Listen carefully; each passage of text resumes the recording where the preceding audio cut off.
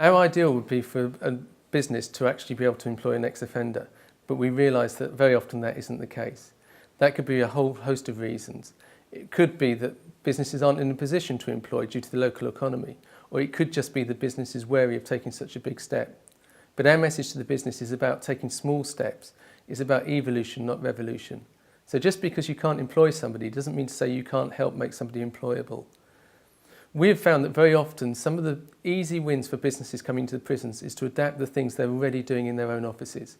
Things like training courses that they're providing to their staff often have a real relevance to people who are hoping to work in those sectors once they go outside. One example I can think of is a local building industry who run what they call toolkit talks in the prisons each week. So they're sharing the information that they would share to people on the building site. So for the offender, it's a real learning experience. There are other ways that businesses can help. It could just be handing out application forms for roles that no longer exist. Again, it's about giving realism to those who are in the prisons trying to find jobs. Or it could be sending your HR staff into the prisons to deliver CV and interview training. And it could be thinking outside the box. One example we found was when a business went round on a Seeing is Believing visit, a visit whereby they went into the prison.